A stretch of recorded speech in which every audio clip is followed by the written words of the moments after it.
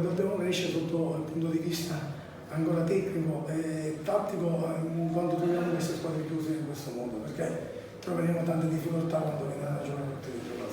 Abbiamo ceduto l'avversario, abbiamo ceduto tutto il primo tempo soffrendo in silenzio e poi trovare la soluzione giusta.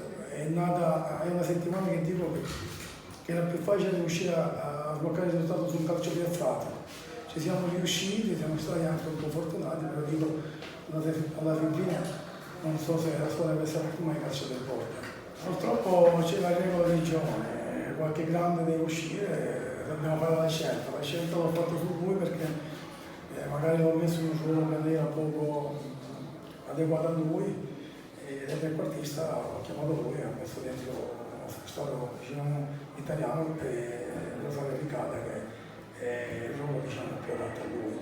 Niente di particolare, purtroppo dobbiamo fare delle scelte, le scelte vanno fatte, sicuramente quando l'allenatore fa delle scelte molto rischiose verrà criticato, io dico chi non sbaglia chi che non fa niente, chi che fa ha diritto anche a sbagliare.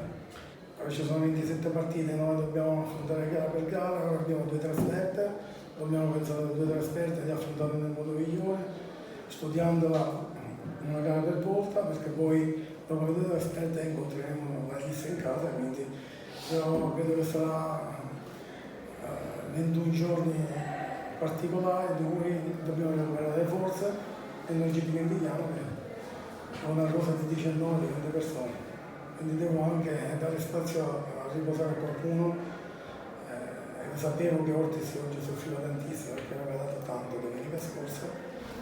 Purtroppo Rosella stamattina mi ha chiamato, era febbricitante, quindi avevo perso come un'alternativa in avanti. Però ora deve andare così, stringiamo i denti, dimostriamo forza e coraggio tutti insieme e cercheremo di affrontare sempre la gara con massima umiltà e con massima concentrazione, che è quella che non dobbiamo mai lasciare. Partiamo da una premessa, partiamo dal gol. Il gol ho calciato forte perché comunque c'era il vento che spingeva verso la porta avversaria e sono stato un po' fortunato. Inerente al gol volevo fare una dedica, se mi permettete, la voglio dedicare questo gol a Salvatore Stabile, un amico nostro di Marsala che è venuto a mancare ad agosto, che per noi era un padre, un fratello maggiore, quindi mi sento di dedicare questo gol a lui.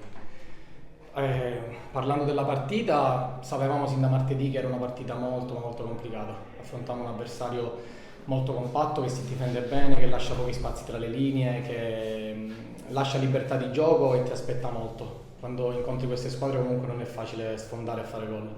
Mi collego al discorso del mister dicendo che era una partita che si sbloccava su palla inattiva. Non è poi abbiamo avuto l'occasione sul calcio d'angolo con Ortiz, ma diciamo un po' poca roba da entrambe le squadre. Poi diciamo nel secondo tempo abbiamo iniziato a spingere un po' di più e la fortuna ci ha premiato il nostro impegno con il mio gol.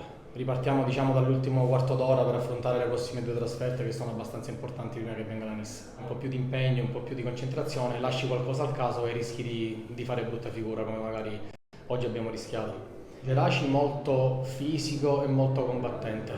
Abbiamo visto delle immagini, poche, anche perché conosciamo pochi dei ragazzi che giocano nel Geraci, la maggior parte stranieri, quindi poche informazioni, quindi abbiamo avuto poco modo di preparare la gara come volevamo. Abbiamo riscontrato comunque durante la partita che il Geraci è stata veramente una buona squadra e darà del filo da torcere a tutti. Questa è una squadra che comunque non merita veramente lo zero in classifica. Sicuramente abbiamo fatto un approccio al campionato importante rispetto a quello che si poteva dire in giro. Avevamo 2 partite importanti, le prime 2, e abbiamo fatto veramente bene. Adesso pensiamo soltanto all'Accademia Trapani, che comunque domenica scorsa ha vinto, non so il risultato di oggi.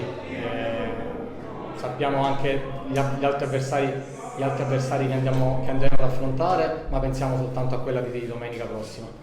Il Mazzara 46 ha costruito comunque una buona squadra per cercare di rimanere lì su finché la fortuna, l'impegno e la voglia ce lo permette.